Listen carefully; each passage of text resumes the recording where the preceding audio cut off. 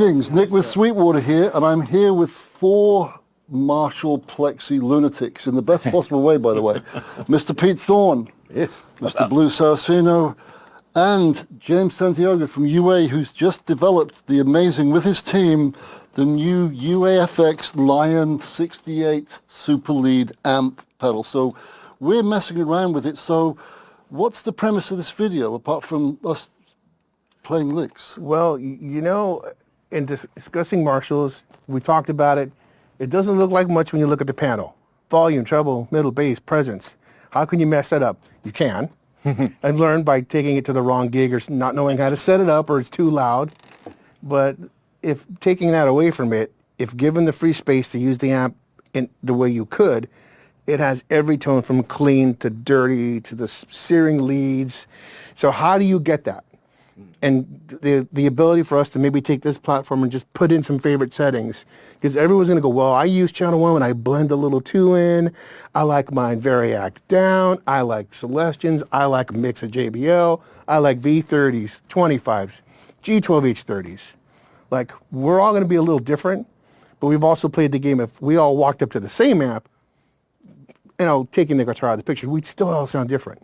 You're still going to sound like you no matter if you're playing this guitar and this one. So I think it's interesting to see how we can influence each other. I want to try your setting with what I'm doing, change guitars, and just see where we land, because we've all had great and probably bad experiences with these Marshalls. Mm-hmm. And no one Marshall is great for everybody. I'm sure you found one that I would probably hate, and I have one I hate that would be perfect for you. I like your Marshall. I'm not mad at your Marshall. Damn it. I don't know where all the mine. hate's coming from. Can I have all your Marshalls? Yeah, it's true. Nick's on the other hand. Yeah, define hate. Yeah. Define hate. Define hate, because I think depending on whether I want it to be an aggressive rhythm amp or I'm looking for that squishy, buttery, like blues breaker thing, that could be 2 different versions of that Marshall. It could be the one with the tube rectifier. It could be a 50. Maybe you're looking for a blues breaker. Maybe you are a super lead. You know, there's those little variations that make us like one amp and want to sell it a week later. What happens? What is the situation? So I know when I started playing right now, I go right down the center if I'm holding a Strat. Like, how do I get a broken up Jimmy clean Strat sound? Mm-hmm. Which is kind of where I'm at now. So I'm actually using the browned out amp. Okay. With, like, if I put the volume at like noon, in this case, I have the bright cap in there. Mm-hmm. But I will say, here's a topic of discussion. I took out the 5,000 puff bright cap out of the 68. Oh, you did? Way too much. Okay. And put in 100 picofarad, which is actually more like a JTM 45, so you can actually get a clean sound, as opposed to all the amps I had when I was a kid. When someone goes, dude, you know you could take that, there's a cap you could snip out of there. First thing I did was take it out of my amp. So did you do that on the brown on this pedal? On the brown, you can have no cap, okay, and you can put 100 picofarad. You can put a cap back in. Okay. So if you use it, so I like it as a clean platform. So if I use it at noon, it's almost got the squish of an AC30 because it's browning out, but it's got the jangle.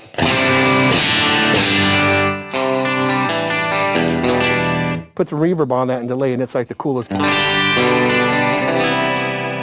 That's a great clean sound. Yeah. And that's typically a setup you use for what we call Eddie-inspired rock. It's the 100 picofarad is interesting. It's from because I've messed a lot with bright caps over the last few years, and I'm actually to your point. Oh. I'm a 4,700 or 5,000 guy, and but I do like the 100 picofarad because it basically presence. I mean, it's like just adding a sparkle. Jangle. But the thing I learned that for me and what I like, it makes the amp a total one-trick pony. You can't use it below 5. It's just a mess of high end. But as you're blending in more and more of that volume, more and more of the lows and mids are coming in, you hit 6 or 7, and it's like, it's magic. There it it's is, a one trick, but what a trick. Yeah. And that's you know, and another thing to point out is that a lot of people don't really understand what a bright cap is. So for example, when I was learning to play, I would use the old Marshalls, and basically it's like this. It's kind of like in a Fender amp. It's like the bright switch. If you turn the volume on 1, the bright cap is very much engaged, meaning it's rolling off your low end. It's kind of like a bright switch on a Fender amp. If you turn the amp up on 10, just volume, it has no effect at all. Yeah. So the reality, it's kind of on a sliding ratio. It's in, let's say, 90% at 1, and let's say, no percent at 10. So people should understand that, because the problem a lot of people had with Marshalls is especially 100 watt. I mean, they are freakishly loud, and especially by today's standards where music is and where it's going. And, you know, in the 70s it was guitar bass, so you could, you know, guitars were in the forefront. Now, you know, it's the DJ's the star, you know, so in the perspective of things. And so what happens is, as you turn the volume in, you bring in, it's almost kind of like it's almost like the old treble boosters. Like, it's almost like this weird roll-off. I personally hate them. So you take all yours out then? I instantly, and as I will say this, in the studio environment, if you can control, where they get tricky is, let's take like a 50 watt. A 50 watt really around 6 on the volume scales, really where they kind of get their tightest bottom and the good solid game. If you want more gain, you turn them up, but then you start getting a little bit of flubby. So the problem is, what I really want to control with a 50 watt Marshall is more just the gain and the tightness of it, more so than the EQing factor. So that's why on 50 watts I yank them out instantly, because I don't love them. I will say I do have a small box small box 50 that Dave built, and I do actually use the bright caps, but only in the in-studio environment, when you can, you know, let's say you're running it into, you know, a load box of sort, where you can really mess with the volume, but not necessarily mess with the volume in the room per se. So when you're really talking, you're using it kind of to paint your gain, then I use the thing. But in real world, I never. Those things suck. Yeah. You know, it's what you're saying. What you said earlier about it ceases to the louder you turn up the amp, the less it becomes. It's kind of like that fine line between clever and stupid, as they say in Spinal Tap. Yeah. Well, I did a demo on a Plexi a few years back, and from like 0.02 to 4, it was just ice picking the ear. they're useless. They're Then horrible. you get it to about 6, and it's brown and beautiful, That's and then you go, exactly. and then you get past 8, and it starts to flub. So there's that magic spot. It's like 6, now it's, and then 7, and then 7 and 0.5, and you're like, oh, there's magic right there. But what's without also the bright, kicking in, but what else is kicking in, you're also messing with the gain part of it. So like, if you can, it's weird. So you're kind of, the problem with like, and then when you go to like a metal face, like a 69 or a 70 or 71, it's like a whole nother game. So personally, I highly recommend you just throw those things in the river. And I think it also depends what speakers you're abusing. we're gonna fight. We're gonna fight. I like a little bright cap, but then I also don't like it either. But I'm just trying. I mean, there's a reason why everybody dumped their Plexis before the load box thing, because they were just they were freakishly loud. So I'm just trying to be realistic to people that are sitting at home in their apartment. I'm like, enjoy those bright caps. You know what I mean? Because so my answer is a switch. I have a switch, like an SL68, which is basically a 68 Plexi repro. But I got like no bright, I got 100 picofarad, and I got a 4700. Oh, I can perfect. Switch between Yeah. Of course. So then it's like, there it is, everything. But to me, that my favorite rock sound, like not Van Halen. I'm talking about when the amp's on 7 or 8, and I got the tone control set. You know what I mean? Like the way I've got them set right here on this thing for rock sound, straight up rock sound. When it's on 7 or 7.5, just like I've got it right here, you know, the equivalent of like, I don't know, what's that, 2:30 or 3 o'clock or something like that. That's where the 4700 is just like, to me, it makes it sound like a Marshall. It doesn't, it sounds like a slightly different amp without it. Maybe better for some things, but to me, the Marshall thing Do you channel jump when you're doing that? Do you jump in channels? Generally not. I don't mind jumping. That gets us in the whole nother, like you were mentioning the clean realm and the strat realm, jumping channels, losing a little gain when you do that. And then also the EQ, I've learned I've lent my amp to David Grissom once, and I've got a nice 7150 watt. And when I got it back, I looked at the controls, and it was so interesting because everything was really low. The way that he'd had it set when he turned it off last.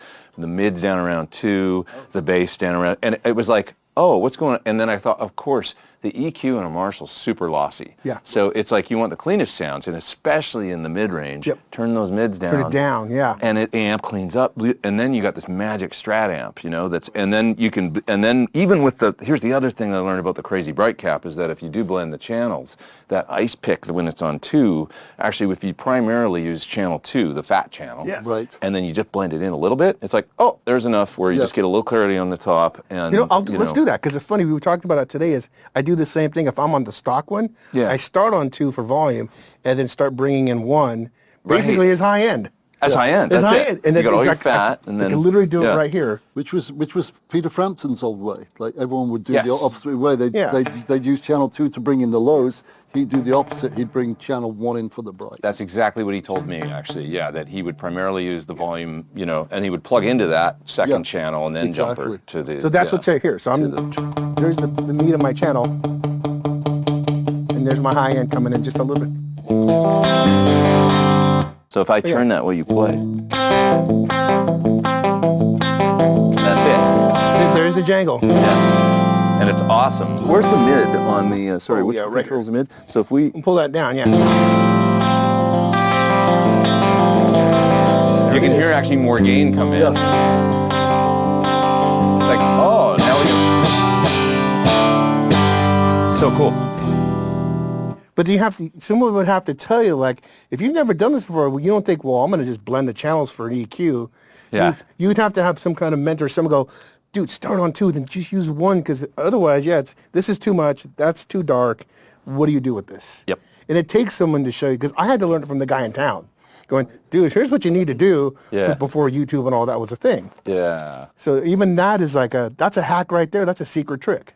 It is kind of yeah, I had to, and really it was David when because I always run the mid. I love the mid on a, but you know, it gets dirty. It's like there's a lot of gain in that mid range. And when we talk about Ed's amp, it had a unique mid in there. That pop was not the right value for that amp. 50K mid, which gives you a little more gain. And so it's like, especially on that, if you bring it down, you're going to notice less gain. So it's kind of, it's fast.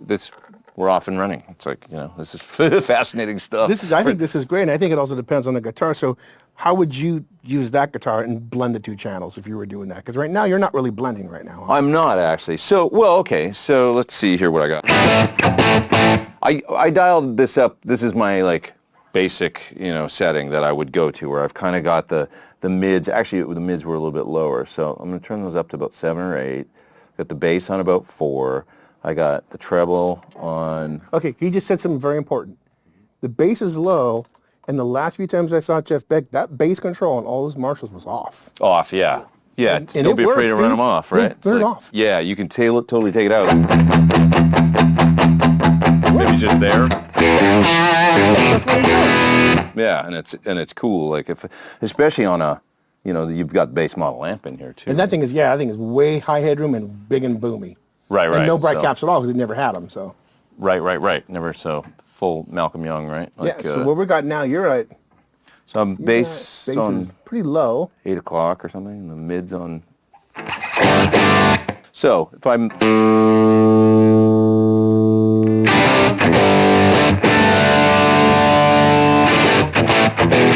I almost never jumper or blend in the fat channel if I'm using humbuckers. It's a Strat thing for me. Okay, so then let's change. So if I give you this guitar, how would you do this? Like my clean thing? Yeah. Oh, okay. Is this your... That's a 56. Oh, Jesus, you handed me this. And I just no, went like, no, it's been, no. Oh, it feels good. I wasn't even thinking about it. I thought it was a reissue or something. And then I remembered you had one. There you go. Now I don't think... No, you handed it to me and I was like, oh, it feels real. Okay. Because that's a whole different gain structure. The minute you have to use a little bit lower output pickup, which technically PAF's not that hot either. No. Right. They're not that much louder than a single coil sometimes. Oh, so you already have a great clean sound. Well, I was just kind of... There we go. Yeah, I was doing using primarily the normal volume and then blending that guy in a little bit, but... And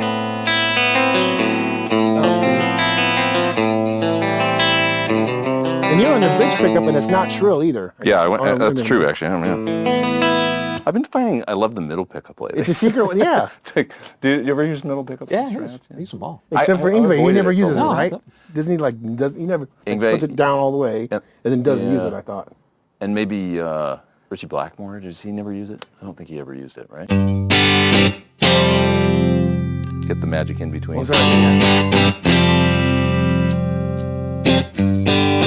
That's a legit killer clean sound out of an amp that's supposed to be the greatest rock amp ever, and it is, but... Yeah.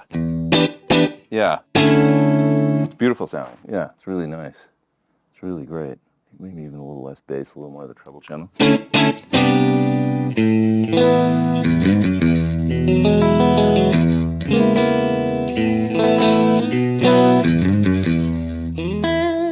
Yeah, sounds great like that. So, Okay, so now that setting, what happens when we switch back to? So what does that sound like when you get back here?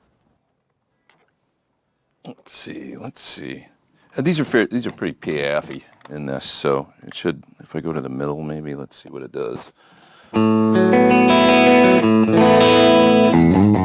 Oh, that's nice. But this is a, this is fascinating because it's like, the other thing about a Plexi is that it really shows different guitars. Yeah, like, right. Yeah. Like, They can be Plexis. I mean, you know, you can have a rough go with a Plexi if you're not, you know, if you didn't take your vitamins that morning. They can be, they're not, you know, they are not, you know, especially with a lot of. I'm just trying to think like compared to like what the new players say. They play real light, super legato. I mean, it's like it's a different world, you know. Yeah, it's so very unforgiving amp. they can be. They can be rough, but It'll magnify your weaknesses for sure.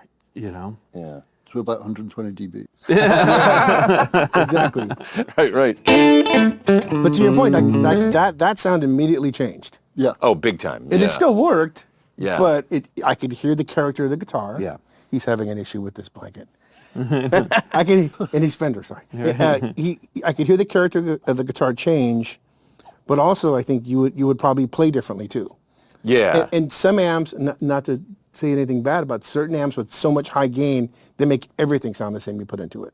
Absolutely. Almost doesn't matter. Yeah, Yeah, way it's like more you're homogeneous. washing it Yeah. through, you know. It was just, I kind of find that way certain about like I have an old Watkins Dominator. Like everything you kind of run through that becomes that Dominator sound, you Yeah. know, which is great, you know, that cool little EL 84 sound. So some amps are really great for that, and other ones you don't necessarily want that. Once again, it's different horses for different courses. To me, they all become spoons and forks, so they just use them. There's really no rules, to be totally honest with you. Like it's fascinating to watch how everybody sets them, and you know, like you said, this one that is the quintessential rock and roll tone of amps is used in so many different ways. You have the Eric Johnson approach, you have the Van Halen approach, you have the Hendrix approach. I mean, it's all the same stuff, but it's still the basic. In essence, the amps are so simple. They're kind of just like lawnmowers, to be real honest with you. I mean, you know, you can almost, if you have a good one, a healthy one, there's not that much difference between them, to be totally honest with you. I mean, I've had the difference between the good and the great is 10%, you know what I mean? But how many have you bought over the years still looking for a good one? See, that's a whole other, Sorry. That's a whole. But I will say times change too, in all fairness too, because the reality was you show up at any kind of working gig with a 100-watt Plexi, and it's an instant no. You know, there's just there's no way. You can't by today's standards even unleash those things. So the invention of, let's say, like an aux box or a load box or the reactive loads or whatever, those really brought those kind of from being dinosaurs back into the mix. I mean, you know, that's really the truth of it. I mean, let's be honest. I mean, you know, so the reality is, I was telling you guys earlier, before those came in, I dumped them all. I was like, I can't use these 100 watts. They're too much.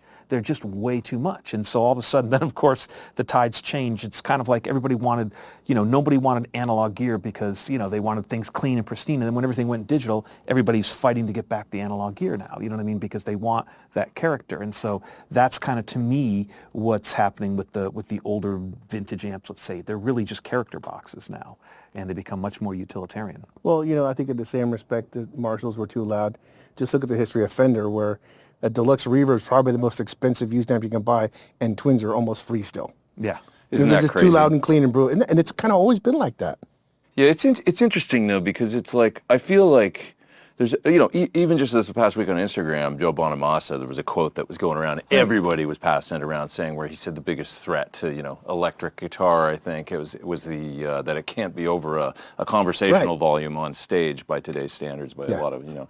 And it's like, when I go see a band, I'll use Government Mule as an example. Great band. Yeah. I mean, big amps up there. The bass player's got big amps. Warren's got big amps, and they have them. I mean, they're set for stun. But those guys are so dynamic that they're only at that. It's like when you go see Mike Landau play at the Baked Potato. He's got volume and he's got the ability to get loud, but he doesn't do it all the time. Right. It's like, you know, he's so dynamic in his playing, and maybe we've lost that a little bit, like the art of the volume control and gain staging. Earlier. Yeah. And being able to control the beast as well. Yeah, muting and like knowing when to, you know, use it for dynamic effect to just blow people away, and then like back off and be like, come back. I mean, Eddie did it. Even at, you know, he was always trying to. I mean, that was the original Variac thing, was trying to actually get a lower volume, and it worked. I mean, to a degree, it's like I find you get 3 or 4 dB less out of it. Like it probably makes the amp 60 watts or something. Yeah, it's a lot quieter actually. Yeah. But to your point, there are players who know that they have that headroom that they could just hit you with. Yeah. And like I think even Beck he knew if he hit 10, he could live in 6 and 7, and then use 10 to hold a note and so to get it to sustain and distort. Yeah. So he used it as like I just need that little extra bit there, and he knows he can live down here. He kept it in reserve almost.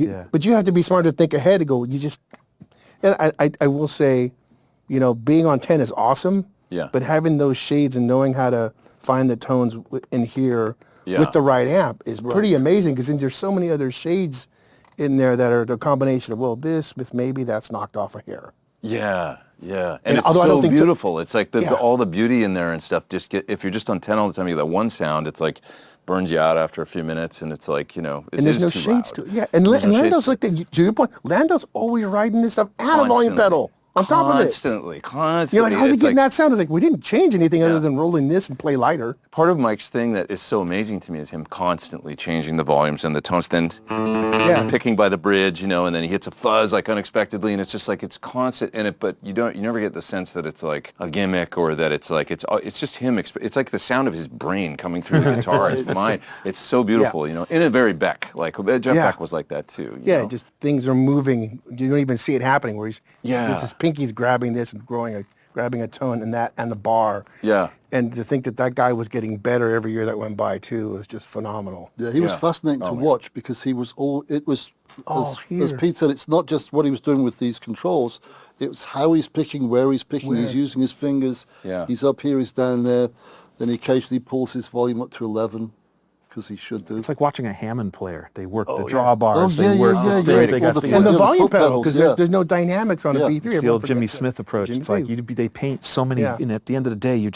it's all, they're the wheel up, the wheel down, the tones. It's truly an art. I mean, it's really, and it's interesting, because a lot of modern players today, they just, because of just the times, they don't really have that as even a reference point. Like we were talking earlier, how many players truly haven't even played through a tube amp with speakers? That's nuts to me. Right. Like that's just so crazy, because, just being of the generation that we are and growing up with the music we did, you almost were forced into happy accidents. Like it's the way things are today with everything being digital, and I love it. Like I said, I'm kind of like not loyal to anything other than the end result. So if it's all digital, awesome. If it's part digital, part awesome, awesome. If it's nothing, if we're sitting there banging on, pots and pans, that's awesome too. So without trying to be unbiased or have no loyalty to anything other than just the creative vision, it's interesting for someone like me that's fascinated, because learning how to wrangle digital, learning how to wrangle analog, and being able to paint with these colors, like I said, it's really something that's interesting. And I think the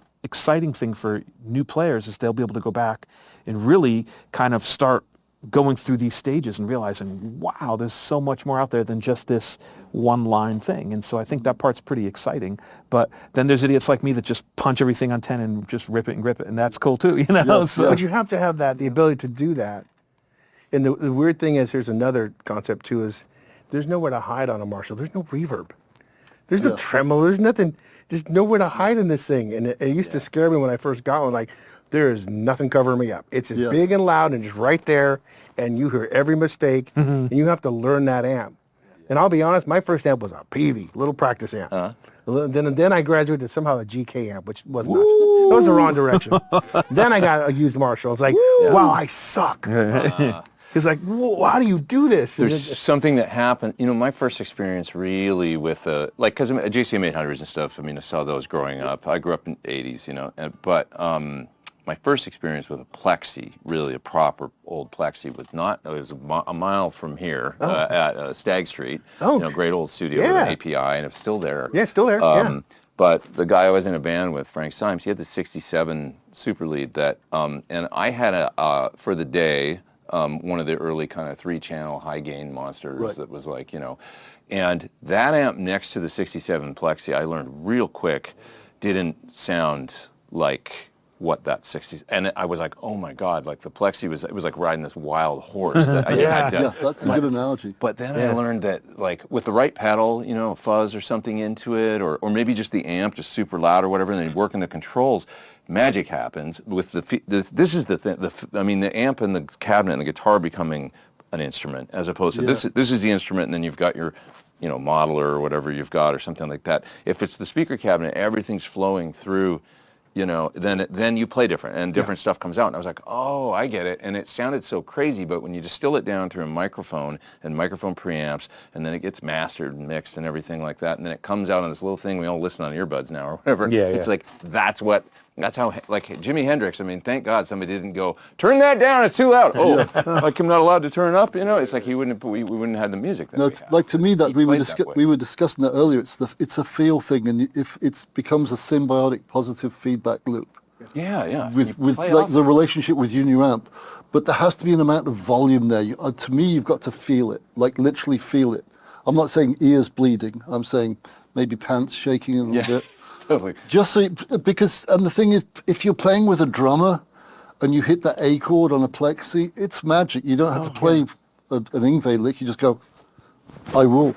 Unless you don't, And my other saying is, I had the honor of working for Marshall for years. My favorite saying was, if you suck and you buy a Marshall, you'll suck louder than you've ever sucked before in your life.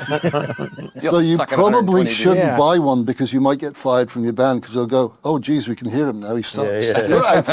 Yeah. Well, it's interesting, it's 100% accurate. But I always try and think of it like this. It's like you have this much. It's like when you see the actors, you meet them in real life. You're like, hey, nice to meet you. Because the reality is like when you're on screen, this is the real estate. So whether you're big, small, tall, it all gets kind of filtered down to this. So the crazy part, which brings the conversation earlier, is that right now, everything, like, for example, when I try stuff, honestly, I don't even try them in the room. I bring them in, I run it through my rig that I know. And so you're working, let's say I work in the Pro Tools format, but in essence, everything, if you put everything and you're not fooled about the volume in the room or the reverb in the room or whatever, how many times have you bought an amp in a store because it sounded massive and then you get home and you're like, this is a donkey, man, you know what I mean?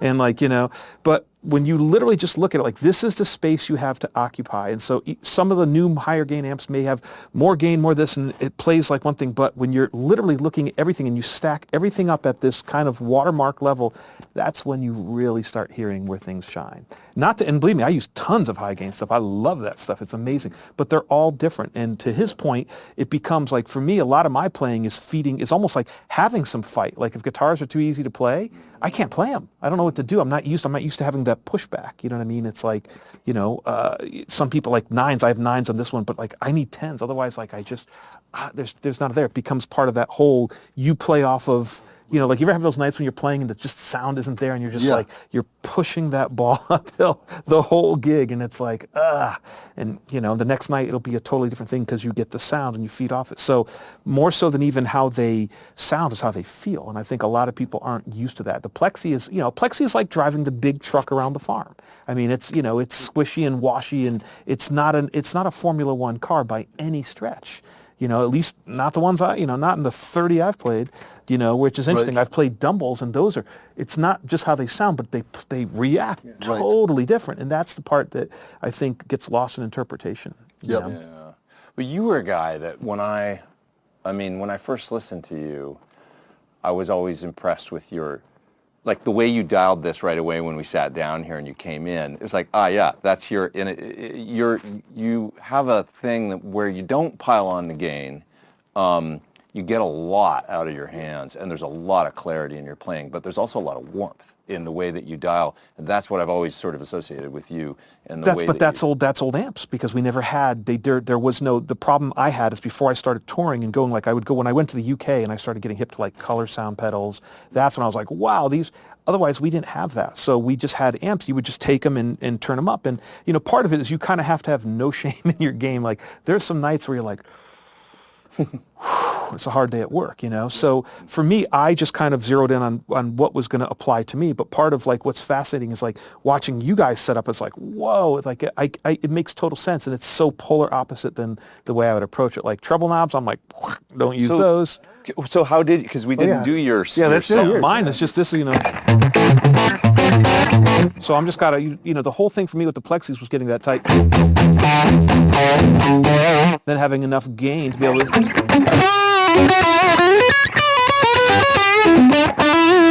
So for me, it was just trying to be able to facilitate, you could have a tight rhythm.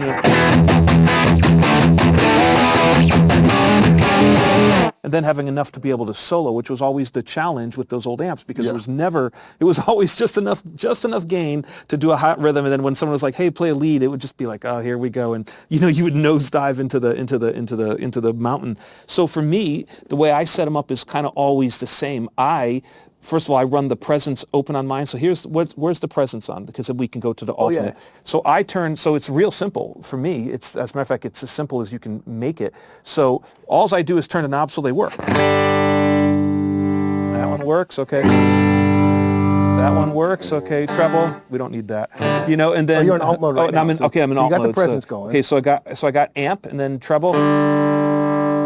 No, I don't use it because I don't like the skinny that's stuff. really low for treble. Yeah. How do I get the? I want the alt. Let me get the room off. The room is. Oh, there we go. So I'm saying you can dress them up, but you can't take them out.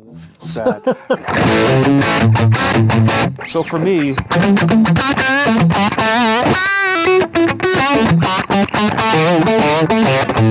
Where the guitars live, I don't like the skiddly high-end stuff. I never use it. But your tone has high-end, but I think your hands they're coming through. You mentioned you run the presence high, right? But presence is wide open because presence it's wide open. But the preamp gains, you took all the treble out before the. I never use treble.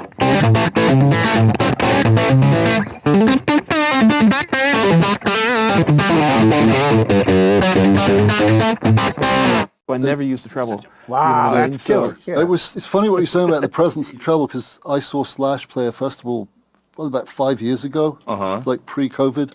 Looked at his amps with his tech. It's like, treble off, presence pretty much whacked. But here's the thing. But it sounded great. I literally saw the. By the way, just side note, I saw the last Guns N' Roses tour. His sound was awesome. Like, I literally went home and Googled, which I rarely do. I went home and Googled what he uses. That's how good it sounded. He played great. They sounded great. Even Richard, the other guitar player, played. That was a pro show.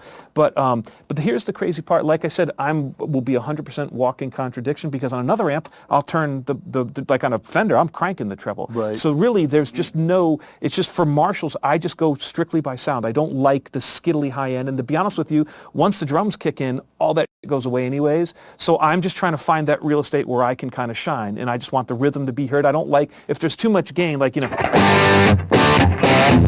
for me,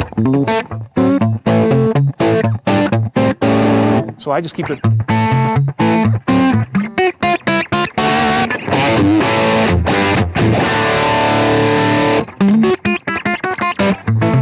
I just do it all with the fingers. But that feels like a lot of gain when you hear it. It's like, that's like the right amount of sizzle. There's very little. I mean, it's enough to do all that. Was always a big thing too, especially back in the day. But I have just enough gain to get the leads across, so you can get all the. But other than that, I kill it there. I never use more than that. Yeah, and to me that's a funny thing. If you listen really closely to a lot of players you really like, they're not using as much gain as you perceive them to. Like that first Van Halen album, that's pretty darn clean. And AC/DC, especially Malcolm Young, that's just air distorting. His amp's clean. Yeah, I mean, watching live AC/DC, I watched a bunch last week. I was just totally into it last week. Went down a rabbit hole of like 75, 76, 77 AC/DC. And it's like, man, it's all hands. And it's all hands. There's not a lot of gain. He's attacking the guitar. And Angus is a bit dirtier, but remarkably clean, because he's got that roundness to his tone. And the more gain you have, you kind of smear that. Yeah. It's all the clarity. You can kind of hear it when you're playing. There's kind of like you hit. It's there's that point. It's like this sounds good. You're in that sweet spot. Okay, and then after that, it doesn't really give you any more. If anything, it just kind of shuts down. The problem is you've got to be willing to nosedive. Right. You know what I mean? As far as the less gain goes. The less gain, because there's just I've definitely had some unfriendly evenings. You just have to commit to it. If you don't drop your mic and. Well, and that was the thing with you, is that your clarity when I heard your, the clarity when you would play and just all in your picking your technique, that's what popped out on your records to me from the beginning. I mean, you were young when you put out, how old were you? I was 15, turned 16 when I did it. Man. And it was just like, like every note popping out, you know? Yeah, that was just, that's well, thank you. So one there, but two, I think it was just, and the crazy part is, that first record, believe it or not, is a Boogie Studio 22, because that's all I had. We had no money. You know what I mean? Yep, it was crazy. It was a kind of like that. Yeah, it was great. It was really cool. The problem, I had it, and It ran so hot, it literally caught on fire. Then we had it repaired. It never sounded the same. And I had a Caliber 50, which was like the double power version. Did you have the EQ on it? And I did have EQ you're on fancy. it. But it was the same. We used to red play tubes all the time. I got rid of it, but what a sound. What a sound, it was right? a really, really, really similar amp. Yeah, they were literally, I think yours was just like the adult version of mine. Yeah, like a 40. 40 watt, and yours was 20. But they had a great lead Great sound, yeah. And that's what we, but it was also, and the sad part is I had Marshalls at the time. I just never used them because I could never figure out how to wrangle them. Like the problem is like I was telling you guys, I stayed in my parents' garage, which was like an 8x8, and I had a cabinet in there. So, when you're, 13 years old and you're, I kid you not, you want to hear a crazy story? I traded a Jackson Pro Soloist Custom for 100 watt 1968 Plexi stack, dead original. I was technically the third owner. As a matter of fact, when I opened it up, every iodine thing was never been touched. And the crazy part is when I pulled the backs off the cabinet, because why wouldn't you open up a completely pristine thing? The speaker said 20 watts. And I was thinking, that sucks. I wanted 25. Right? And here's the best part. And underneath, on the bottom of the cabinet, there were these little gold foil things that were rolled up like this, like somebody rolled. They were real small. And when you opened them, they said 25. So what happened was they ran out of 25s and they stuck them in, and over time they just dried up and fell. So that's how clean. The only problem with that amp was the pilot light didn't go on, and I couldn't get it to work. It sucked for me because I didn't understand how the gains work. I didn't understand, and so it was, so obviously I wasn't meant to have that amp because my skill set did not deserve that. But the crazy part was, so I literally have had a completely pristine with the hats on top of the eel, the mullered eel. This thing was literally as fresh as they come. It had the big Revo casters and it had the covers, and it was I couldn't wrangle it. I could not wrangle it at that time, at that point, because they were just, like I would hear guys like you. I'm like, this guy's, how does he do this? Like it would literally baffle me. I'm like, I don't get it. There's got to be a trick, and I could never figure it out. So expect that when you go down the Plexi rabbit hole. So the crazy thing is now, the way that you have all this, the way you guys have this is insane. You get all the benefits minus the hearing loss. Right. Well, the question is, what I want to know now is, what did you trade that amp for? Where'd the amp go? So here's I sold it to Brett Magnano at Guitar Oasis, and I sold the head for $1,500 because we were like when I'm talking broke, we're like, well, it's time to pay the rent. Okay, we got to dump it. And I sold the two cabinets for $1,500, and I remember walking out there laughing, going, that sucker. And I sold the head for $1,500, and I'll never forget. And I just remember thinking, no one will ever pay that kind of money. I can't believe that guy bought off me. And I was feeling pretty good about my financial prowess at that time. Yeah. And it's like the 54 Les Paul that I bought for $2,000 and sold a few years later for $2,600, and I thought, man, I did really crushed it, right? Crushed it, yeah, crushed it. Financial genius. Elon Musk still too, cry right here. At least once a week. I cried. Brutal. And it was Marshall's back then was like, I remember in the 90s. I remember Black Market Music. Black Market Music in L.A. Yeah, Chris. Go in there, and it was awesome. Yep. But like a lot, and I didn't know anything about Marshalls back then. It's like you said to your point earlier. A lot of they could be, all they got to do is be worked on to sound good. But I literally went in there one time looking for, I'm going to get my first Plexi. Like it's time, sometime in the 90s. I probably heard that 67 and was like, okay, I got to get one of these. And I played like 10, 11, 12 amps that day in there. And they all were like, there was problems on it. Like they probably just needed new caps. Or biasing or something. Issues, yeah. But now we know that it's like, it's just a matter of getting the right work done on them and stuff. But now they're unattainable. Like back then, I probably could have picked one up for, $1,000 or $900 or whatever they were going for now late like 90s. What, between 6 and 9, 6 and 10? Oh, that's cheap, dude. Now. A lot more than that. Yeah. My 71 I bought a few years ago for $1,850. Like when I say a few years ago, I probably had it 10 years now.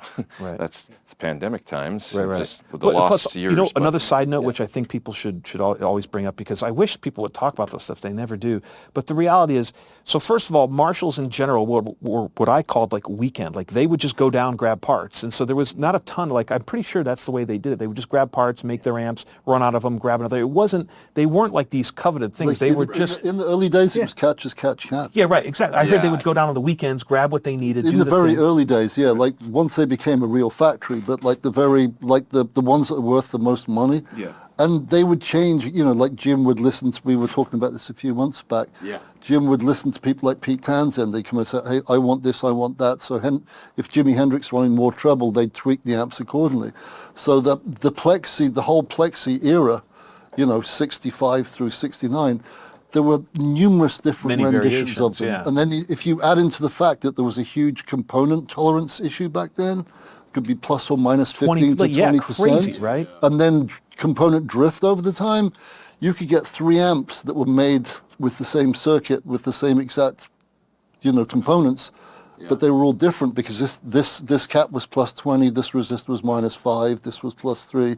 Yep. So it's almost like wood in guitars. That's a massive point. And it's like that even with the fuzz pedals because so let's say you have a part, let's take simple math. Let's say you've got 10 parts and each part is minus 20, 20%. Think what that is. Now everything's made within 0.01 spec. So the problem is like for example, my thing from coming from the older stuff to new stuff is there are so many people that make such great product. I mean that sincerely. There's great stuff out there. Never been a better time. I mean, it really is. But the interesting thing is all of it kind of feels to me a little bit hi-fi. Like it's so consistent and good. It's almost like the one thing I miss about the old stuff was the fact they were a little greasier, a little grimier. There was that extra, and it's not much. It's maybe 10, 15%, but there's something about it. Up. Yeah. It does add up. And the interesting thing, which is exactly on your point, is that when I was getting Marshalls, so I'm, when I was, like I said, when I was 16 or 17, that was the 80s. So by then they were already 20, and they had been worked on. So the problem you're getting is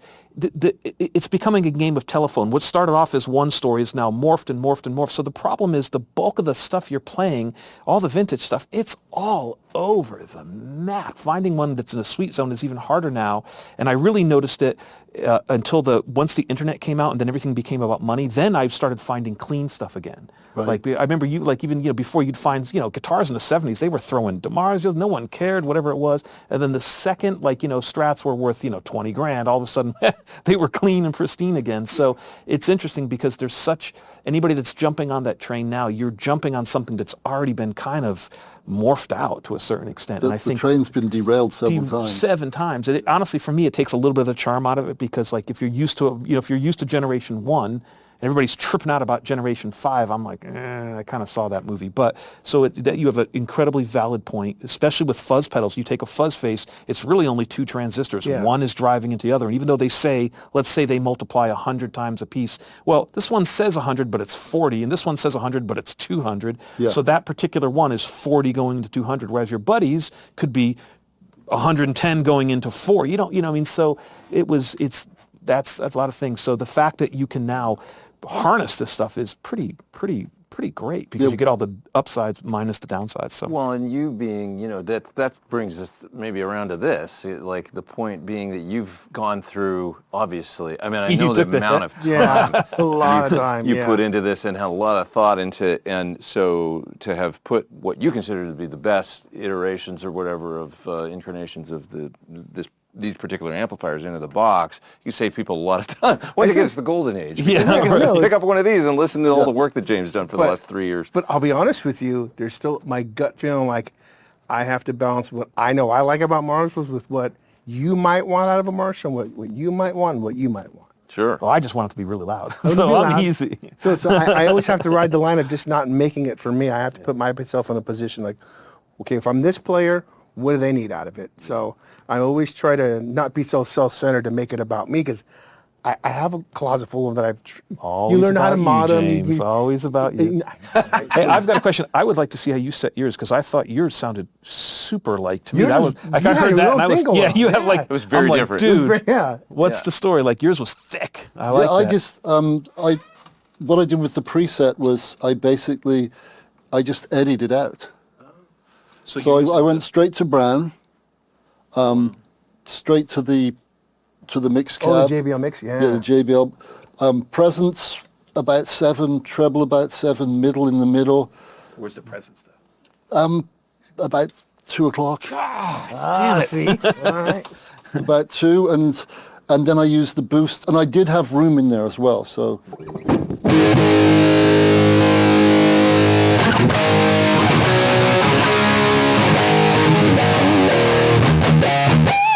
But it's still got that early MTV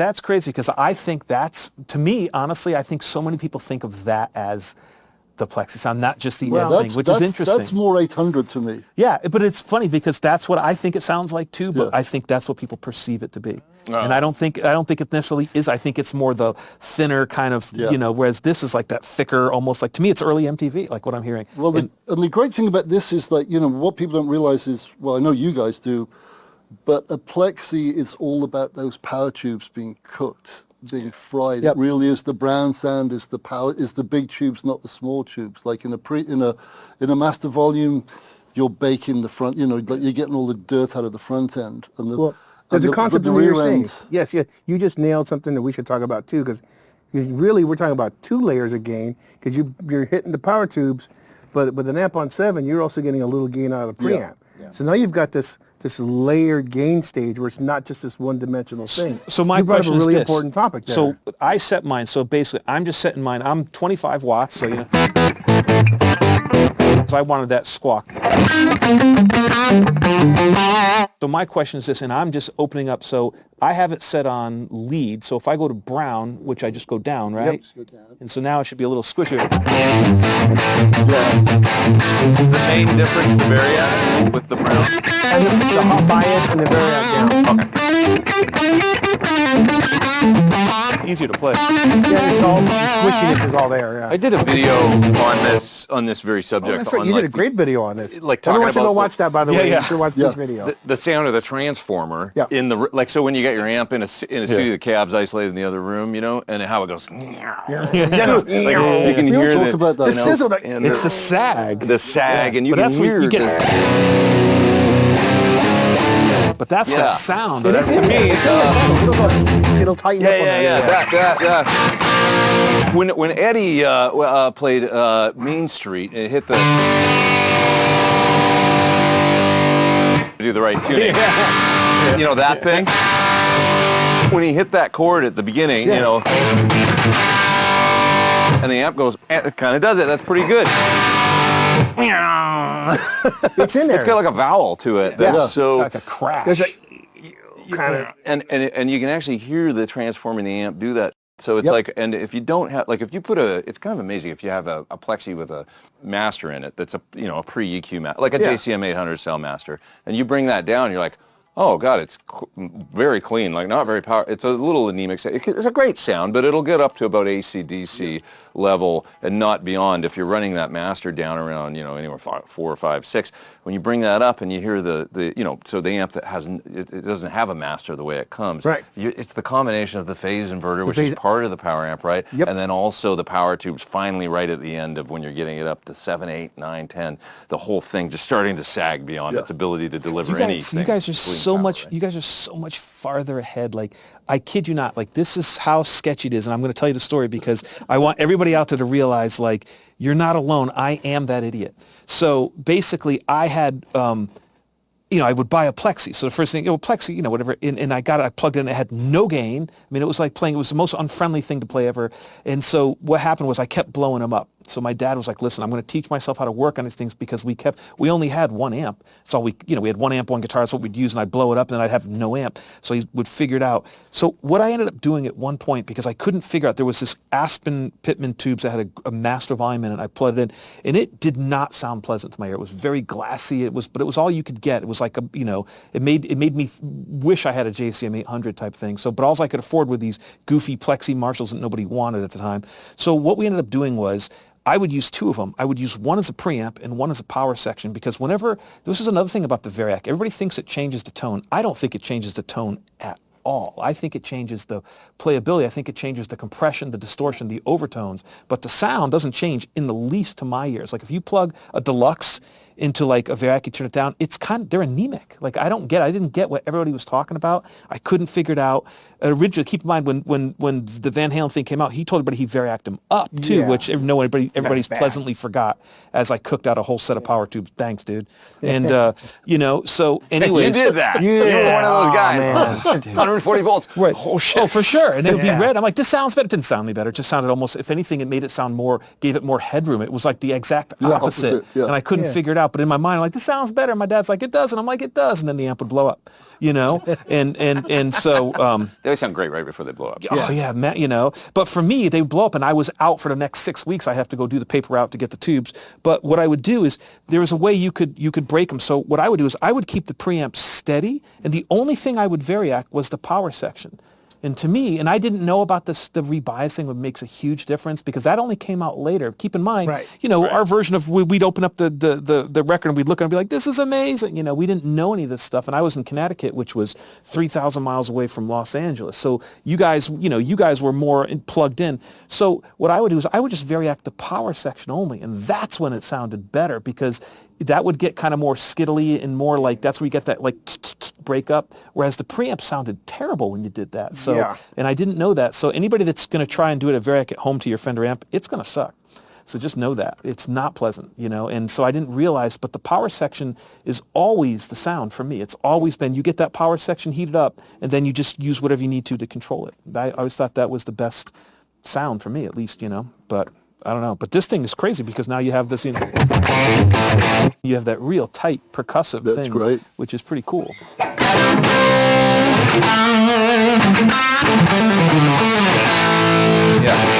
Yeah, hey, my pedal's broken. It sounds better. Yeah. That's interesting. So the difference in volume when you flip this it's is about, really, that's about what they do. It's in there. I left it alone. You left it alone. Yeah. I didn't want to change. I didn't want to auto scale. I want you to feel like the amp's doing the right thing. Yeah.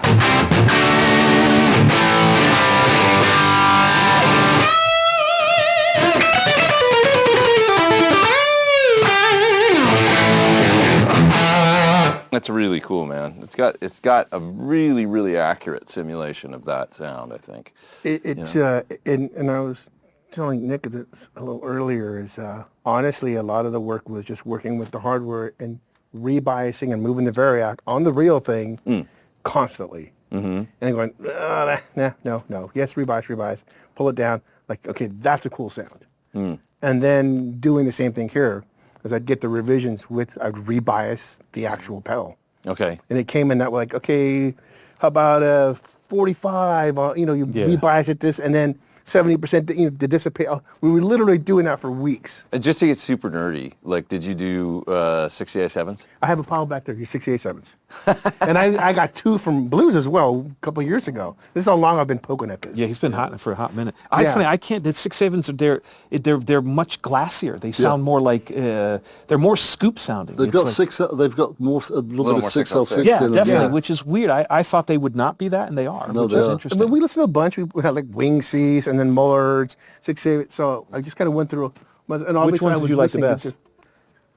I just like Mullards. If I can just get a good like set of Mullards, that's kind of the magic for me. I like the old German RFT Siemens, those ones. They're really cool to me. The skinny bottle ones that, they sound like Boston or something. Yeah. But I really like them. I like the... But now we're chasing vintage tubes to go into a Marshall, and then it's like, well, if I'm just going to play it on 10 for some other stuff, I'll pull those out and put some regular stuff in there for a while. Right. Yeah. And I got to say, the other thing that impressed me about this is the fact you got the Transformer Ghost thing in there.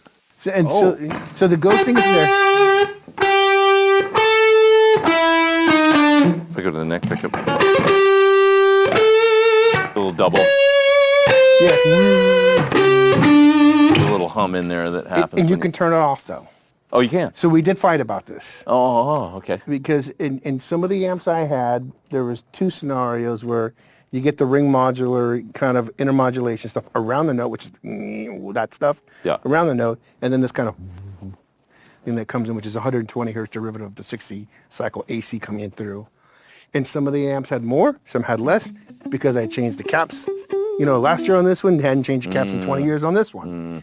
And probably some had different filtering. Different filtering, and the funny thing is, I started playing with that too. It's like, well, let's just change the filter caps. We changed the filter caps in this thing. So it's like, we cleaned it up. I'm like, I don't like it. Yeah. I like it out of spec. I like that gooey stuff. The gooey stuff, and we left it in, but then decided to, on a switch, like, okay, you could just turn it off. If you're a modern person, you don't want all that junk on your note, but you want it to sound the same in the feel there, you could turn it off. Or you could just let it be what it is and let the thing You know, the only time you hear it is when you play single notes. Like if you play 2 notes at a time, you can't hear it anymore. Yeah, right. It's so cool. Make it a thing. You know? And I hear it up here. Yeah, right. Like, that's cool. Yeah, you know? that up here, like on the Strat, when I do, I'll just put it on 10. Yeah, that's ghosting. Oh, that's not. But now play 2 notes. Yeah.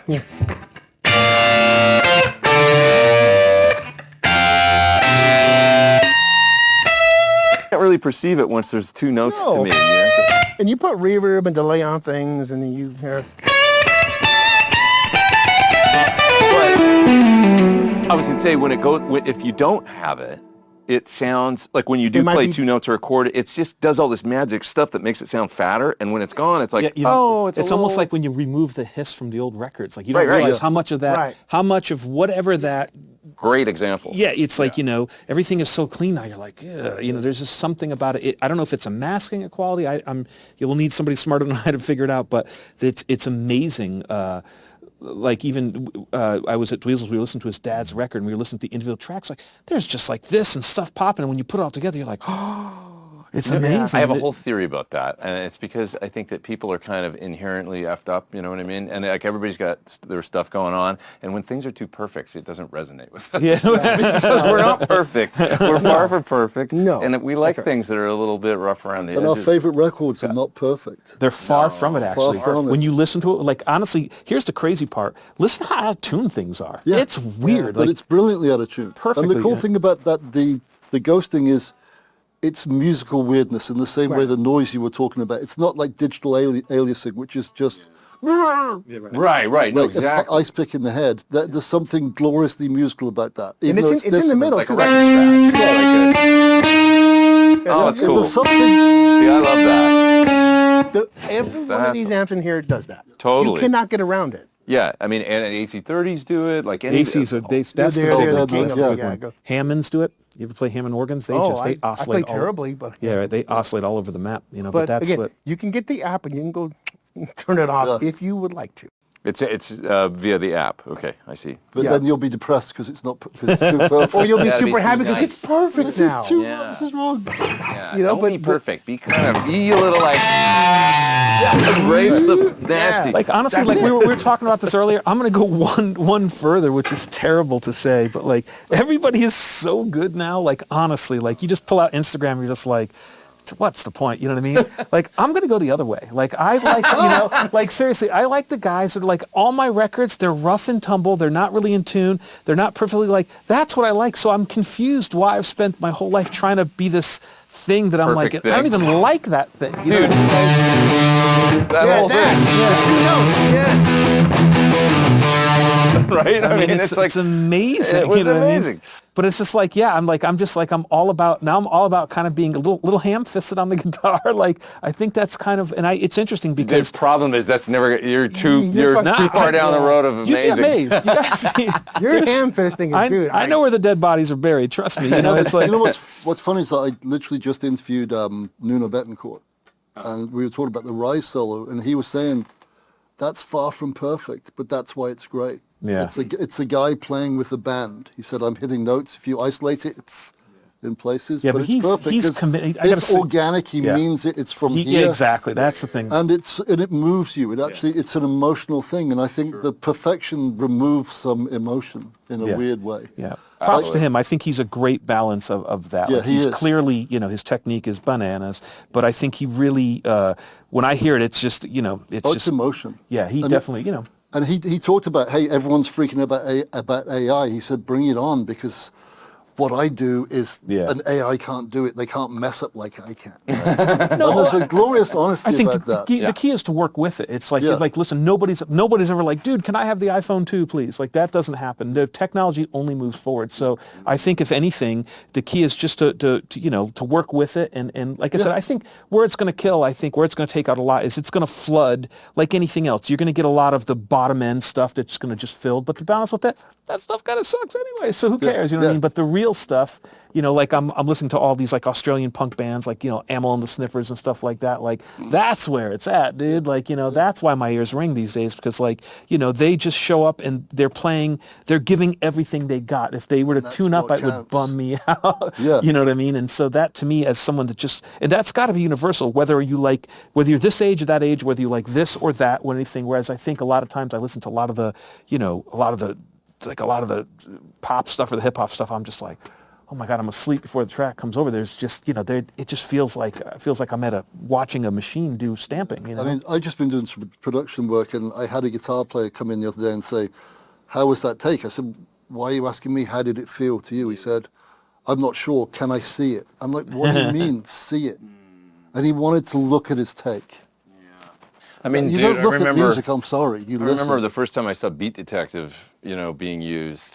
And, you know, there's always, I mean, it's funny, we were making a record, I remember recording, we were doing it here. It was at Sound City, as a matter of fact. Yeah, damn, I just remembered. And we're in the other room, recording on the old machine through the great old console, and using the same drums that Nirvana used on Nevermind, because that's what everybody was doing back then, renting the kit from Drum Doctor, trying to get... But so here we are doing that, going to all those lengths, right? And then it's going over to Pro Tools to, you know, for us to continue working on the album. And I remember there being the guy sitting there with and doing this, what's this Beat Detective thing that you're going to do now, you know, because that's what everybody was doing at the time. Yeah. It's the early 2000s, you know. And he goes, oh, it barely does anything, man. I mean, your drummer's great. It's barely going to do anything. Watch this. And we watched the transients and it just went, you know, all the little you could just see them move on the screen.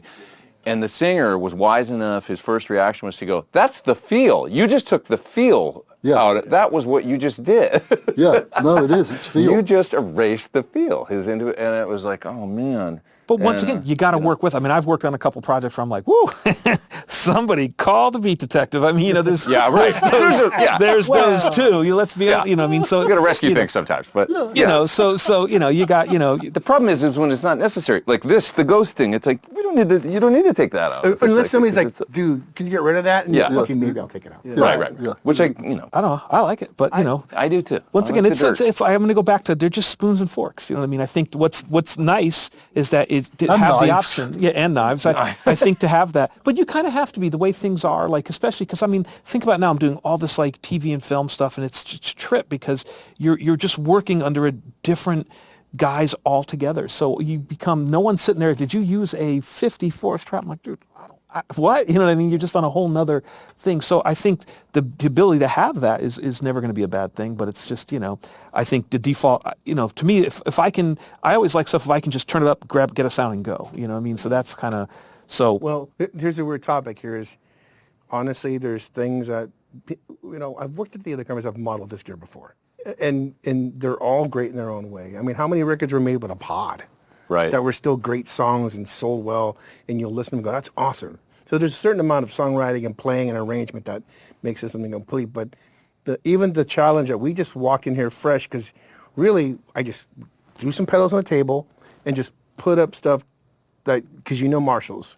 So that right there, the fact that we were able to just at least walk up to this and get the right stuff that you would have done on the real amp is enough for me to feel like, okay, I guess we're okay. Dude, you know what I respect about what you're doing to that point is that what you're doing is you're making these, and you've done it with the whole series, is that, yes, it actually is possible to make them not sound good if you set just like the original amp. Yep. And I know that has to be, like you say, the ghosting, you're fighting for that. I know you are, because it's like, and that's a really, really cool thing, because it's giving people the experience that they should have when they go to, it shouldn't just say plexi and that was, you know, the amp that I was talking about in the 90s that I had, you know, was supposed to sound like a plexi on that, and I learned that it didn't sound anything. Right. It sounded like, somebody said it sounds like a plexi that's been perfectly recorded coming through studio monitors when it was coming out of the guitar cabinet. Right. You know, you were getting this already sanitized version, right? Yeah. And I know that you fight hard to give people as real experience as possible in a product like, in a format like this, you know, to what the original thing did, right? And the problem with what you just said is you can't get those sounds unless you give someone enough rope to hang themselves, because sometimes it's the stuff it does and the settings that are bad that makes the good stuff work. Dude, that's a magic thing you just said. Yeah. You can't get those sounds without giving somebody enough rope to hang Yeah, themselves. you have to have it. Yeah. Because now you're just washing away all the stuff and you're left with nothing. Unless this thing can sound terrible and almost feed back and get nasty and too bright, those other settings do not translate. Right. You can't do it. You know, I love a good Strat, but this thing can sound terrible with some amps. Sure. But the thing is, when it's in its right, when you were talking about that bright cap, well, you liked it being super bright because you would just use a tiny bit of it. Totally unusable below, Right. a certain point. And that's why I say it's a one-trick pony, but what a trick. But that's why you can put we learn these things after the fact. You can just put a little toggle switch on the thing and make the amp like 3. It's kind of amazing when some people are like, I had a Marshall once, I hated it, and it could be the bright cap thing. I'm pretty sure I sold the bulk of my stuff because of the bright cap. Because of this little... A 20-cent bright cap that was hanging off. I just didn't know. Clip it, and it'd be like, oh my God, it sounds like, I didn't. That's sad. In fact, I didn't know either years ago. It happened in this room because I think I was telling Nick too that JTM 50 back there didn't have a bright cap in it.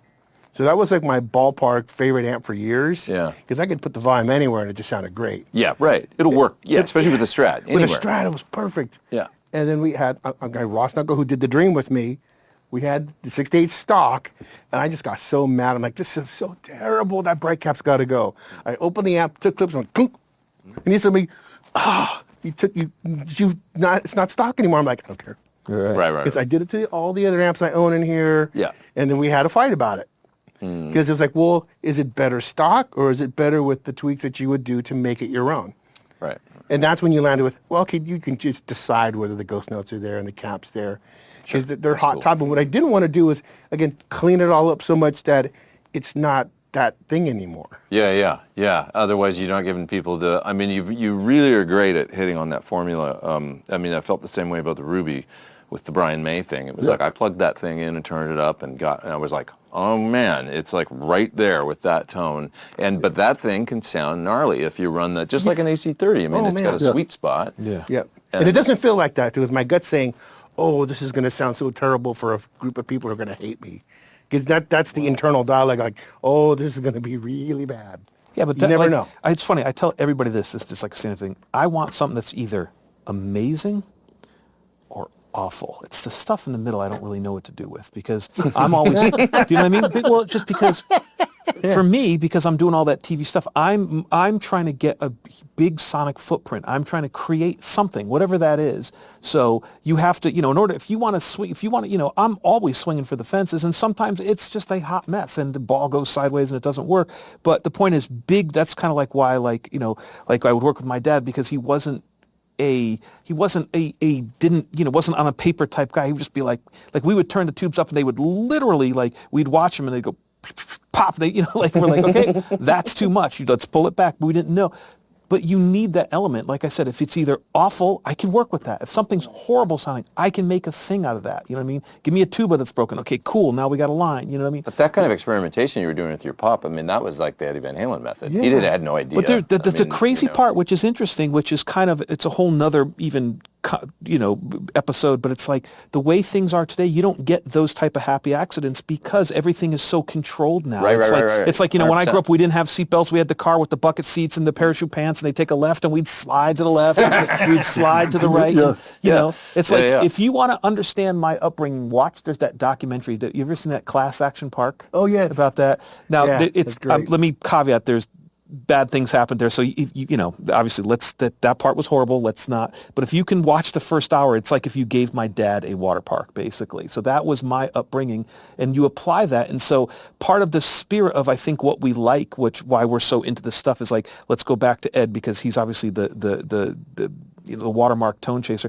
He was just, plugging electricity, doing something. You could never even do that by today's standards. That wouldn't apply today. So I miss that, I think, and it's just, everything has to evolve. Well, every generation wants their own, you know what I mean? But I miss that. I miss the wildness of it. Dude, it was it was Rory and, the original treble booster, and Brian May building his own friggin' guitar with his dad, and Roy Gallagher sticking different pickups in it. It was and Richie, with the tape deck. The tape deck, and even guys guys even later who had gear. I look at someone like Roy King Buchanan, Zex, who took like a lab ball, with the telly with the pickup. But like, here's another person that had great tone, and then I saw the gears, like, that's a MIDI verb and a Lab Series amp with a Strat Elite, and I heard these King Zex records thinking, that's a creative tone, and it wasn't some Bradshaw record. It was a bunch of junk-ass gear. Yeah, that he just worked for him. He just played his ass off. That's why. He played his ass off. He did. Yeah. I've got to throw Tony Iommi in the mix as well, because the guy chops 2 of his fingers off, makes tips out of a washing liquid up bottle, right,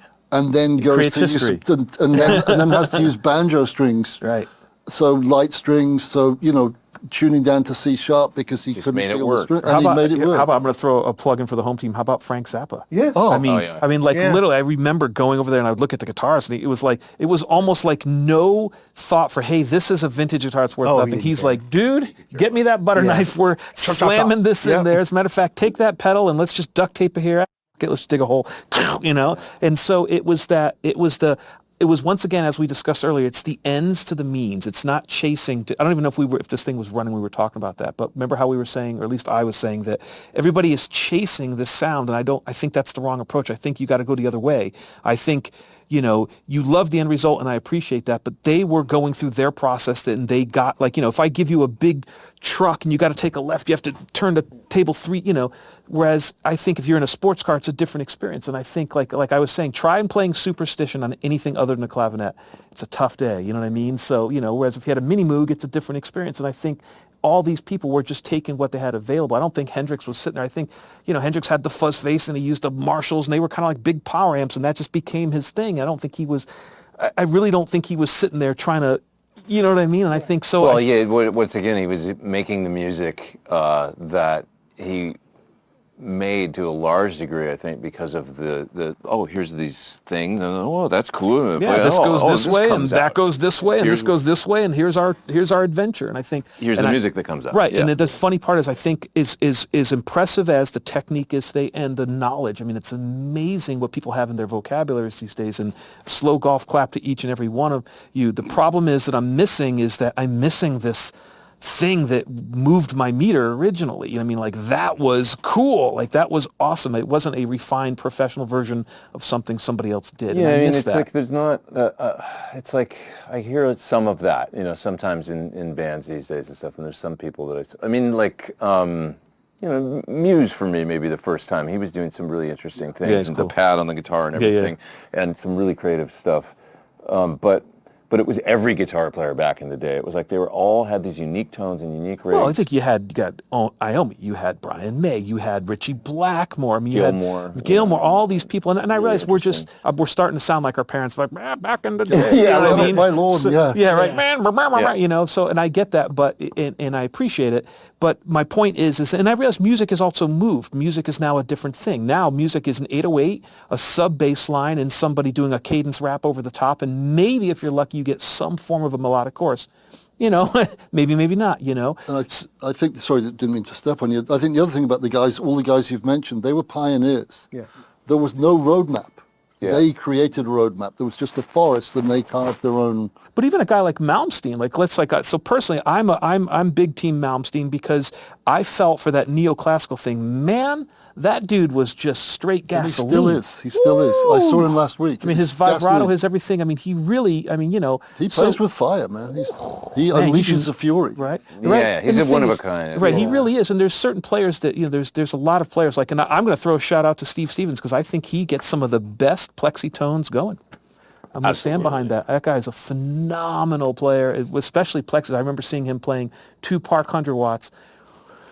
Whew, man, I mean, I lost weight at that show. It was loud. I'm not going to lie. He's a monster. He's got such a unique, he appreciates Eddie Van Halen and Jimmy Page, and just as much he appreciates great flamenco guitar and King Crimson. Yeah. He's a total prog nut. Yeah, but he rocks, dude. Really, I mean, he's...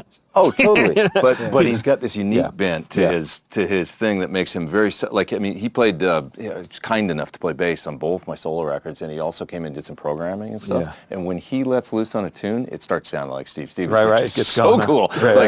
Hey man, I came up with this thing. You want to check it out? I'm like, listen to him. Like, do whatever you want to my song. It's gonna hang in the couch there. You do your thing. So cool. But I just remembered I got to give props to because somebody that I think is totally carrying the flame for what we're talking about here is Yvette Young. Oh, Yvette's great. Because she, man, I mean, here's somebody that taught herself. So she grew up, first I'll preface this, does this remind you of anybody?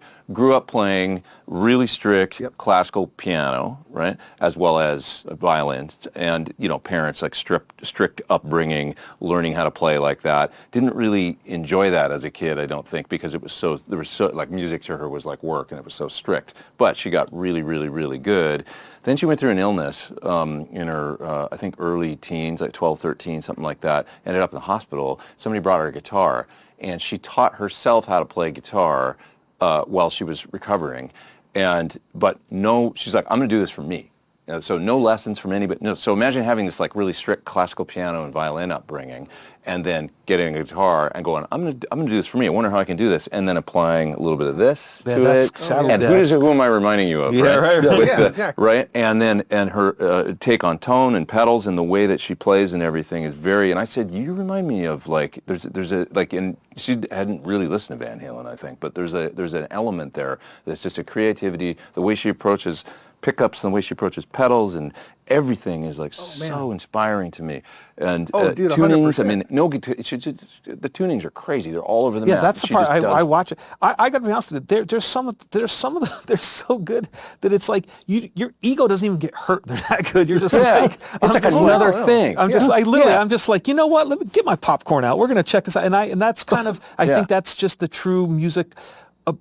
The kid me that just appreciates. I love seeing stuff like that. And I don't understand. Right. I love seeing something where I'm like, I don't know what's going on. I don't want to know. It makes me feel like a kid. And I'll double down on that. We hung out here a month ago. Okay, yeah. And she took one of my old Strats and retuned it for the event thing. Yeah. And she's like, there you go. I'm just like, oh my God, what do I do with this? Right. And then you start figuring like, oh, this is cool. Yeah. Because all your old shit doesn't work. Just opens up the whole world, right? And it was just because it was her unique perspective on things. Yeah. And then we ended up jamming together. She's like, well, I don't jam with people. Right. She's like, I don't jam. I don't jam. But then we actually sort of did, which And was she- weird, sort of trippy. Yeah. Because as long as you follow her, because she's on her own level, she's doing something different. Yeah. So if you can follow her, it works out because she's like an Edward or other people who they're just sees seeing it something else. differently, They see things differently. Yeah. Yes, I love stuff like and I that. appreciate it. Because the pressure's off. Like I'm just like, honestly, there's some guitar players I watch where I'm like, like, you know, and I mean, the list goes on, you know, there's the Dweezils, there's the Josh Smiths, there's the Eric Gales. You just watch them play, you're just like, let me just pull up a chair. Let me just see what's going on here. You know what I mean? And I kind of dig that, to be honest with you, because it's like, it's no longer, there's not an ounce of competition. It's just like, oh, this is fun. You know what I mean? So I like that. And I got to say, I put you guys, you know, I've seen Pete demo shit, and I'm just man, devastating. I'm just like, I don't know what you charge, but I guarantee you they're getting their money's worth because, like, you know what I mean? But I don't say it lightly. There's actually very few people I say that to. There's a couple, every now and then I run across a player and I forget them. Like I'll run into certain players. I'm like, oh, that's right. I remember you're really good. But I don't say it often because I think if you hand it out too often, then it kind of devalues loses it. Yeah, but there's a couple. But it's interesting. And I think to bring it all full circle is that to be able to have the experience of playing on a plexi type thing is great. And to see how it affects your playing and doing cool stuff like that. And I look forward to seeing what the next, you know, who the next guy, like, you know, like I like watching Billy Strings, the guy's banana. How about Marcus King? I mean, these guys are bananas. You know what I mean? I like watching them because it's fun to see where they put stuff, you know what I mean? And it'll be interesting now that you take this, let's say this, or, you know, now you're giving people access to something they really didn't have access to before. So it'll be interesting to see how this ripple goes in and affects the next person. Like I know how it affected me having plexis because, you know, it was always this chase and me kind of failing miserably up the hill, you know what I mean, was kind of the approach. So it'll be interesting when you get somebody and you're like, actually, here's the full experience, ba-boom, check it out. It'll be interesting to see how that affects music moving forward. I want to see what happens when I give the brown mode to Yvette and see what she does with it. Because it'll be like, because I like it for clean, what is she going to do with it? Because she's not tied to the baggage that we are like, Right. I just want to play Main Street good one day. One day I can play that. I just want to do that. Yeah, right. And then move on with my life. Right. You know, but when she gets a dirty sound, it's what she plays is really cool. Like she's just got this great, because she's got a serious appreciation of a lot of like really fuzzed out like indie rock. And when she goes into that mode, it's super super cool too. It's not all just clean. Well, will she use ghosting or no ghosting? That's the question. She's like the ghosty. see. She likes the dirty stuff. Yeah, like she's- yeah. So here's what I think we've come to. There's team ghost, team no ghost, then there's like hashtag team no bright cap. Team Don't Break Cap. Yeah, right. That's So I think this I'm all is- about that. I like the nasty You like the nasty stuff? Yeah, the greasier the better. Like I said, big sonic footprints for me. I like that stuff because I would rather create something that's a thing and have somebody go, I don't want or don't like that thing. I'm good with that. Right. I have people that I get along greatly that are like, yeah, it's not for me. I'm like, cool. It's just when you do something that's kind of neutral and neutered, I'm like, oh, I don't. The middle. That's is- tough for me. yeah. For me personally. And the great thing about music is it doesn't matter. And, you can do whatever you want and like whatever you like. And it's all great. But for me, I like to commit. You know what I mean? I've been wrong a few times because I think during development of this, somebody asked me, I want to hear what you're working on. I'm like, I looked at them and said, oh, you're going to hate this. This is so not for you. You're right. And they were an AC30 player and kind of a clean player. I'm like, you're going to hate it. Yeah. But then I left the Variac, my clean sound up, and then he's like, oh man, there's something cool about that. I'm like, well, crap. Okay. That aspect of this pedal, I mean, the Variac thing and just a little dirty and stuff is not worlds apart from the AC30 thing. I mean, the compression and the ghosting and the little bit of dirt and the, you can kind of, especially with the lower voltage. Yeah. It's the scary higher voltage stuff that some people might find like to be a little bit unforgiving and you know, like to. It's a weird thing, man, because I want to see what everyone does with it. Yeah. And I just wanted one for me, and I think we all want to just have one to take home and screw around with. Yeah.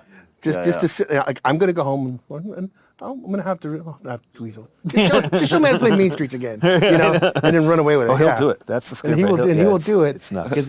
I'm not good at it. Yep. But it's one of those benchmarks. Don't Again, pick that's that, my don't baggage. pick that fight unless you're ready to go there. No, I know. He'll kill it. I know. The Mean Street thing while we're on it. Yeah. You got to do the tuning. You gotta do it. So what, you tune it flat? Is that what you tune? You tune the B string flat, right? Yeah. Oh, okay, I got to tune the whole guitar first.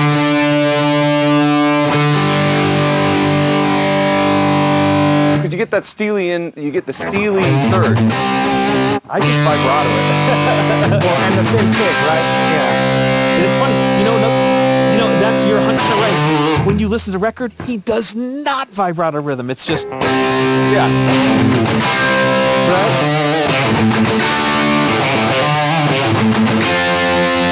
It's just like, yeah, like just, and the amp kind of does the vowel thing.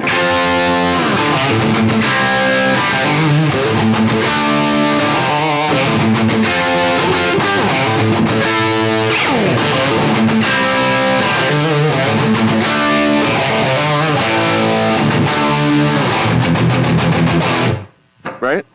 And that steely in tune third thing is so magic. I could never. That's why I could never keep guitars in tune. So that's why everything is. It's always a little. I have to because I'd pick up a guitar. You'd be in a store, and it's always when you're in a store. It's like, hey, let me hear what you're working. And it's like, oh God, here we go. It's a great sound though. That vibrato. But I just like, I couldn't help it. But then it sounds like you. Yeah, I guess, but it was Friggin' funny. amazing vibrato. But I went back and listened to it, yeah. and he just would you're right, he would just throw that football right through the hoop. It was like, boom. Right? Oh, man.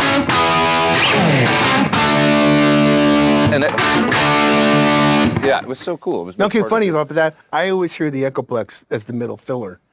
There's a little delay in there. 100%. Oh yeah, it's definitely there. The swing is coming from, I think, the delay, right? Yeah. Yeah. Oh, If yeah. you play it straight, which is right, you're leaving the... Well, that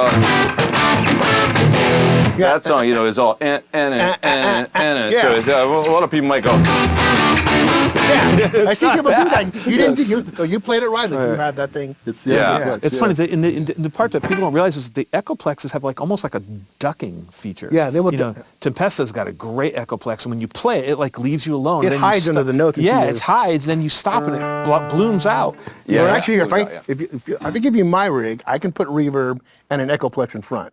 Oh, okay. So let's see if we can dial it in and just finish it. Sure. So if I go back...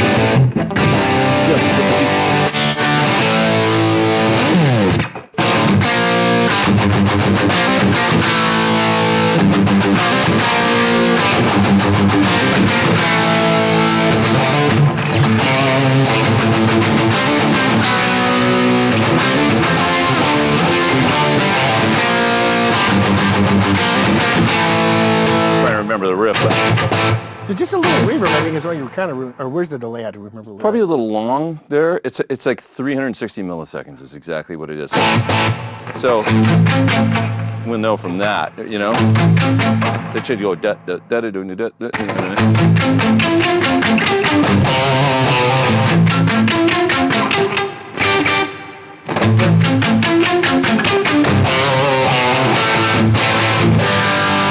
Maybe a little longer. It should be da da da da. There we go. There it is. I'll turn it down a little bit.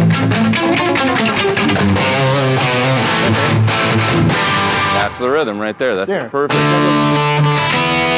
now we're distorting delays from the amp as it should be. Yeah, right.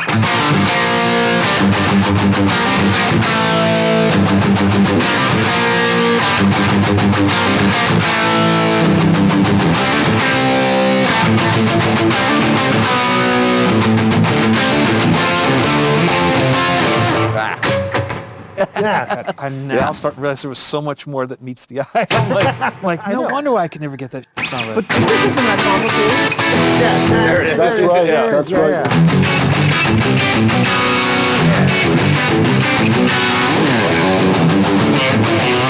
But yeah, the whole.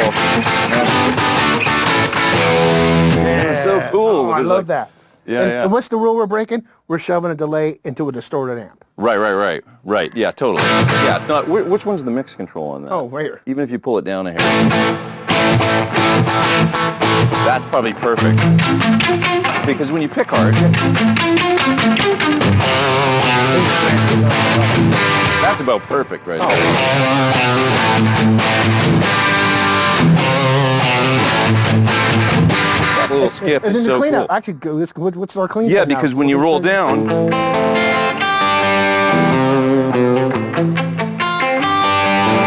right, and it doesn't really do it then because you're not whacking the strings, Right. so it gets out of the way. That's the ducking effect. Yeah, it's a ducking effect. Yeah, it's crazy. It's So- so much more than meets the Now eye. I just want Yeah. Pete to play like for the next half. Yeah, it just says just do your thing. No. dude. I want to actually. You know what? I want to hear you play with this sound. I don't know any 'cause it's Van a Halen different- stuff. Oh, you're gonna play Van Halen. I You're don't gonna play your Van thing. Halen, so here I'll play.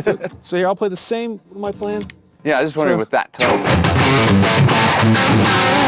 So to me, it just sounds like.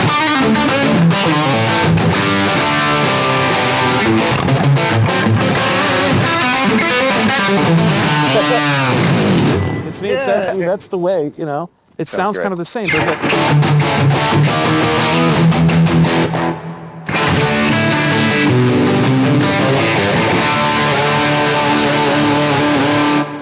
I like that.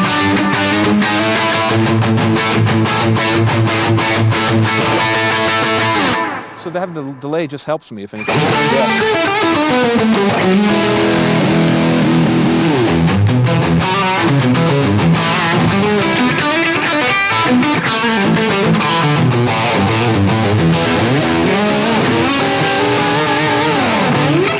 It's like to me. I quit. That's it. Well, I I'm saying quit. it to me. That's, I'm done. but it's weird. But here's the point. Now that's that. so Now great. watch. Here's the deal. Now that's your setup. See how much brighter. And when I play this one, it's not that bright at all.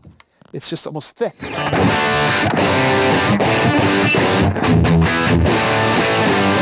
No treble. Dude, hashtag treble. team no treble. No there trouble. you go. Take your mic. Right?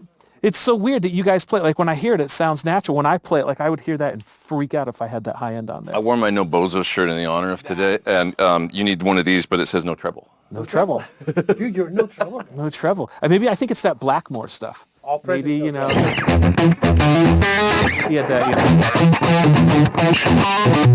he had that real tight, like, you know, it was almost like a weird, like, violin-y type thing. You know what I mean? He just had that. Maybe it was the fighting the Strats. Or Actually, I you don't know, I do have two test riffs here. Let me see that thing, and I will show you the. Okay, which rig? What do you do? I think Take this one. The bright rig? Yeah, it doesn't even matter, but there's if I turn this off, like one of my test riffs is.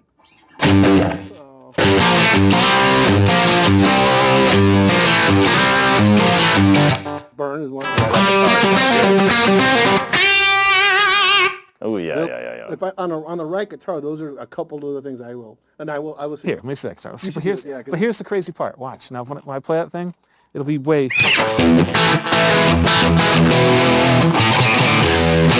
This is a totally different, like... Still sounds like, yeah. We'll take it ours. Oh, geez, yeah. You want to go for the... Sure.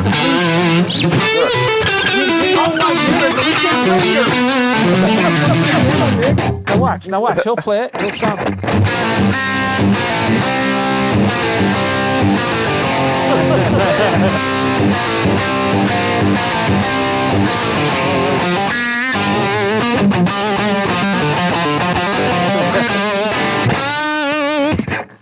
Heavier strings in my...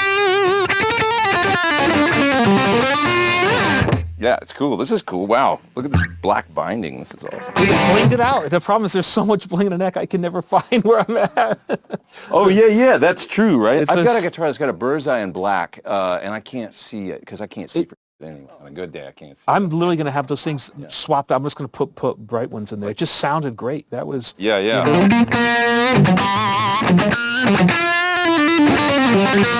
It does sound good.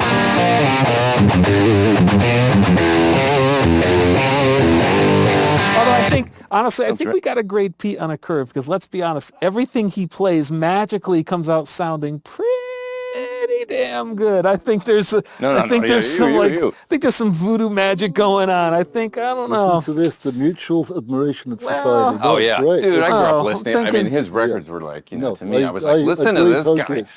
We may have to ban Pete from playing product stuff. It's getting tough, And on that note, gentlemen, I guess we should bid adieu to everyone. Well, thanks everybody say, for giving us their time. First and foremost, Pete, James, Blues, thank you so much for doing this. Ladies and gentlemen, words of huge wisdom from these guys, nothing from me. So listen to these three guys, enjoy, get this pedal, and tell us if you are in Team Ghost Note or not, and tell us if you're in Team Bright Cap or not. See ya!